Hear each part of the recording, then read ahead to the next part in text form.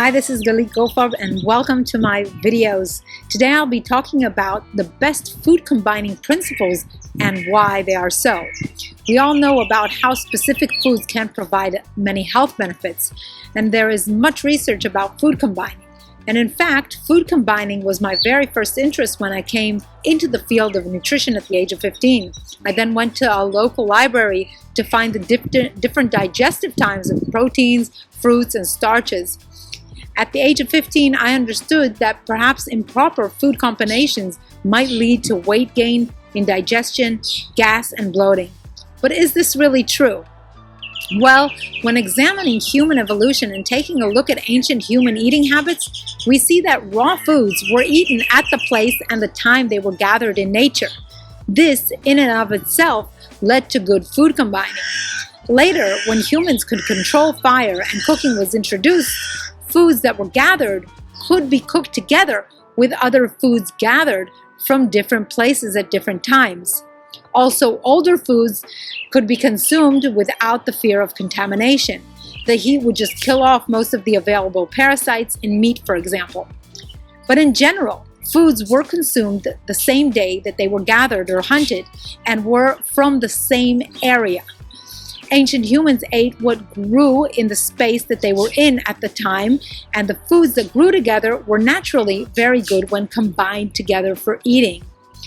Now, in the modern world, we can find everything sold together in a supermarket. So how do we know what is right and beneficial to eat together?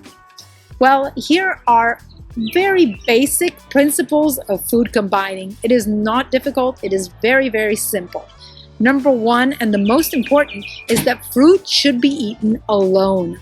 When you eat fruit, aim to eat it by itself. I even recommend consuming one type of fruit in each sitting, which means that you want to aim for one or more of the same fruit as a snack. You definitely want to avoid eating fruit as a dessert after your meal, since fruit is rich in fructose, which when consumed with other starches leads to a whole process that in the end may lead to a fatty liver and fat buildup in the body. I explain this whole process in a different video of mine that you can see the link in the description of this video below. Now, fruits can also be consumed with fats, such as nuts. However, this is okay, so you can do this. However, fruits are best consumed alone and on an empty stomach to prevent fermentation and a fatty liver. The one exception to this is in a smoothie.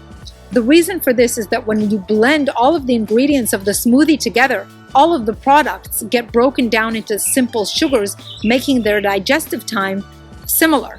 So this is the case with smoothies, and this is why I definitely recommend smoothies should be consumed on their own and not with any starches in particular, but not with really any other food, since their high fructose content will lead to fat storage.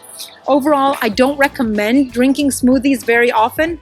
A one-off once a week perhaps is alright, just to get in a lot of nutrients, but more than that is really not as healthy as it is thought to be. The next food combining principle is to combine protein with non-starchy vegetables. Animal protein needs an acidic environment in order to be digested and is best not paired with starches. Now, animal protein can be combined with high water content vegetables such as leafy green vegetables, peppers, asparagus, broccoli, and celery. However, animal protein food combining rules do not apply to plant-based protein foods such as peas, lentils, and beans, other legumes. Plant-based proteins are digested in a similar time period as carbohydrates and can and even should be combined together to form a whole protein. So the difference lies in the fact that the digestive tract really can't cope with too much animal protein. This leads to a lot of protein not being digestive in the stomach and the small intestine as it optimally should be. Instead, parts may reach the colon, where there are no digestive proteases to break proteins down to amino acids. These colonic microbes feast on the proteins that reach the colon, leading to microbial protein putrefaction. Having a good food source, these putrefactive bacteria and their metabolites increase in the gut, which is detrimental to health. These harmful bacteria take the space of healthy carbohydrate fermenting bacteria. So animal protein should not be consumed with starchy foods, but can be consumed with non-starchy vegetables. In contrast, plant-based protein can be consumed with starchy foods and with the non-starchy vegetables. Now, the third principle is that non-starchy vegetables and leafy greens go well with everything. But because leafy greens digest faster than any other foods, you can eat the leafy greens first. For example, as a starter dish, you can eat a small green leafy salad to get the most nutrition from these very nutritious leafy green vegetables. Now, I just want to mention about water with meals.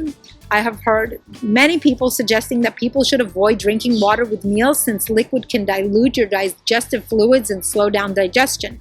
Well, this is not really based on any science.